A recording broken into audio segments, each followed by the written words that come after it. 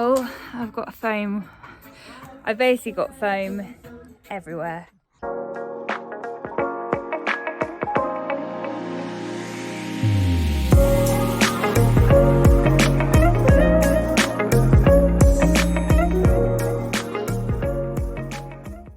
So today we are starting the insulation, which I'm really excited about finishing. But yeah, so I'm going to be insulating the floor, the ceilings and the walls. And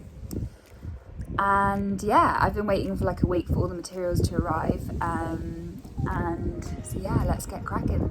So this is what I'm using to put in the little holes in the walls. It's super soft foam recycled polyester.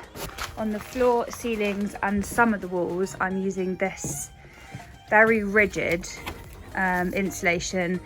It's called that. I think it's very similar to Celotex, and I got 25mm. So yeah, and then I've got some ply here that's going to go on the floor, and those are the battens for the floor.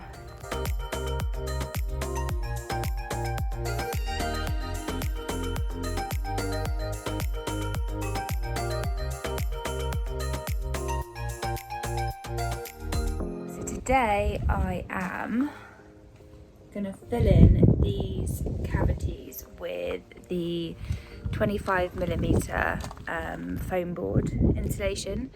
So first I'm going to cut a template out of cardboard so that then I can cut, sorry about the manure, the foam board out of the cardboard to make it easier.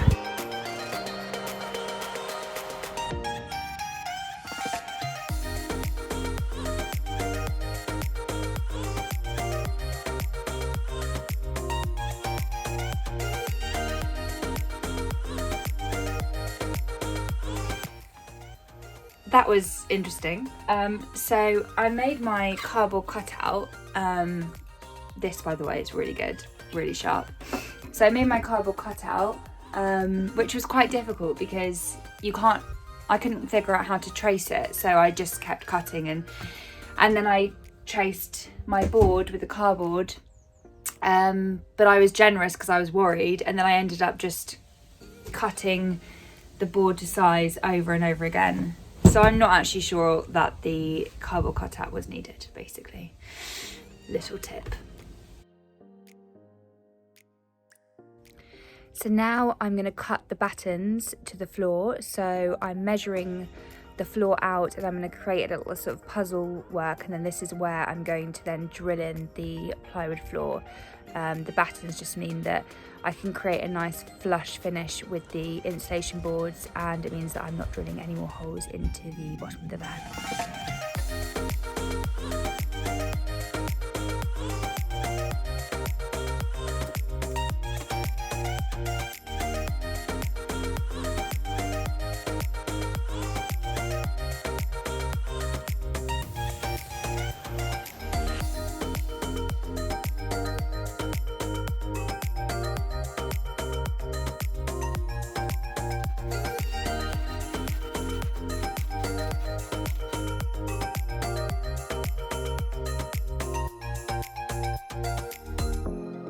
So I have done some insulation and I've just mapped out the battens on the floor. I'm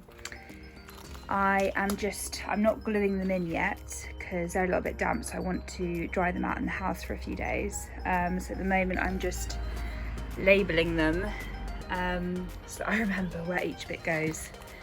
So these battens are 25mm to go with that 25mm insulation, so it should give a really nice even floor for my plywood. So I've had the battens drying in the house for 2 days, so I'm going to go and get them and stick them down with glue. This is what I'm going to use to stick them. Some people drill holes, but I just want to avoid drilling as many holes as I can in the van, so grip fill.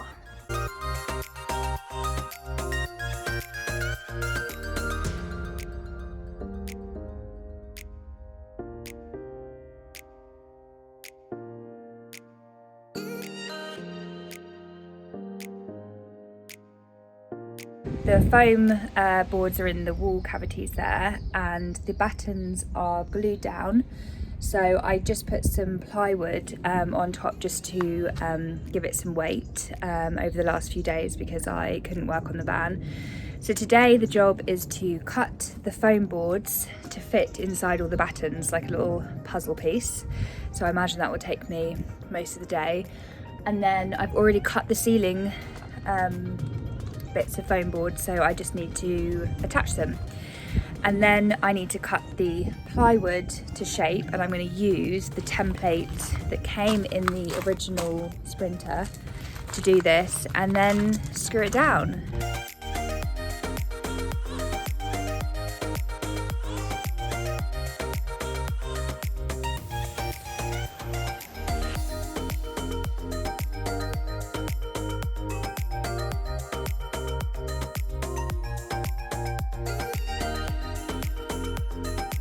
I am now just sealing down the boards to the battens with this aluminium tape, 75mm wide, and it's 50 metres long, and it's done the whole van. And now I'm just going to put some vapour barrier on the wheel arches because I forgot to do it before I laid the battens. And then I'm going to cut and lay my plywood.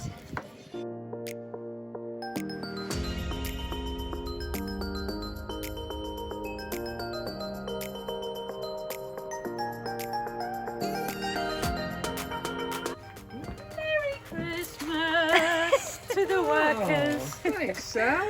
Lovely job. Look at that. Oh, just what the doc ordered. And I have a plywood floor that's very dirty already. So one thing to note is when you're putting holes in your van for your window and skylight, whatever, remember to clean away the metal shavings because these then go onto the van and can rust them. I forgot to do mine and then I went away, and it's been about a week or maybe 10 days actually, and I can just see tiny little rust specks, so I'm just trying to treat those now before they get any bigger. I actually asked on my Instagram if anyone had any ideas. People said clay bar, two people said T-cut, so I'm just using T-cut because I've got it. So I'm just going over all the specs with some T-cut, and then I think I'm going to cover that with car wax afterwards.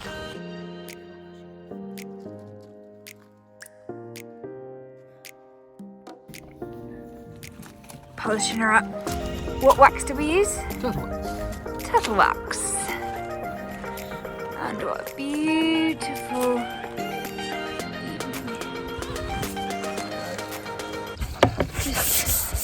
getting rid of all the algae on the roof and making sure that there's no rust where we cut the hole in the skylight.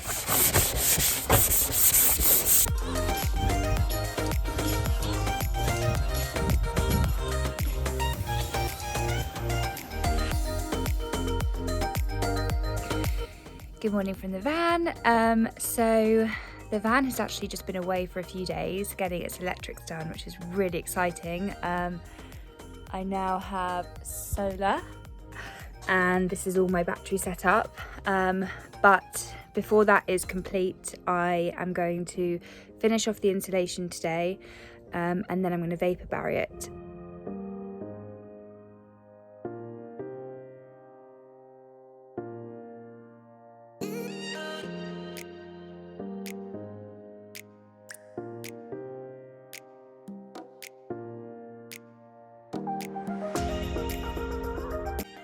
So, I've got foam. I've basically got foam everywhere. So I'm using this spray foam to hold in the foam boards in place on the ceiling, but also to just get that foam in the little nooks and crannies where there's little gaps. It's very messy. It basically expands to 30 times the size of the can, so you have to be careful not to put too much on, otherwise it can actually damage the bodywork. But yeah, I have got a dust sheet down which I don't mind binning, but yeah, it's very, very messy. And it's just running out. Oh.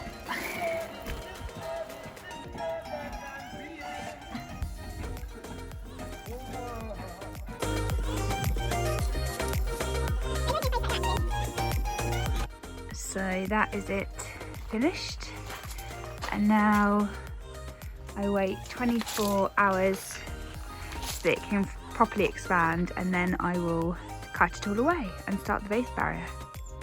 So it's the day after I did all this spray foam, and as you can see it basically dries really hard. If I just peel it off, it's really hard. So now I'm just gonna cut away with my insulation knife all the bits that are kind of dropping down, and then yeah, I can start vapor barrieing.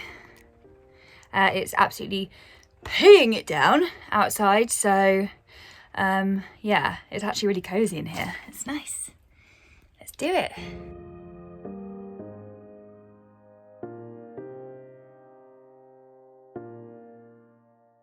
Just picking up all the bits, and look,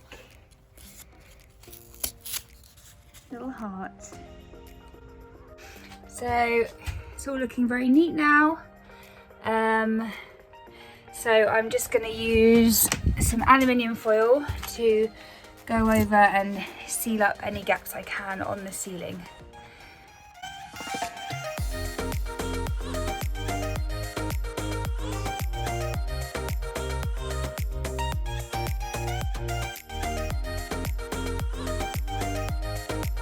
Now I'm going to get started on the vapor barrier. So this is to prevent condensation and like water in the van. And Overlanding Sophia, I reckon, oh well, I was watching her videos, their videos have been amazing, so shout out to them. You have to leave a slight gap when you're putting the insulation, vapor barrier on, and that's what sort of traps the water. So just a hint to just not put it directly on the metal. So I'm going to sort of use double-sided masking tape and put it on the edges, and then kind of put the vapor barrier over, and hopefully there'll be a little gap in between. Hopefully that will work.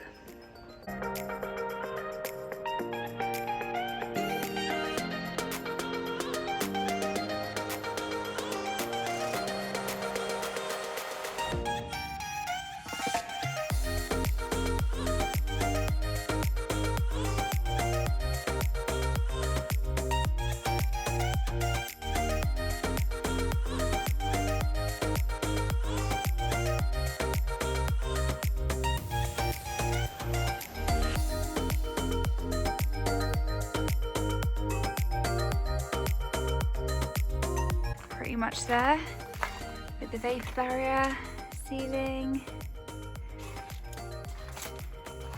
ready to lay my floor. Thank you so much for watching. Sorry about the attire, the Croc's life have chosen me. See you in the next episode.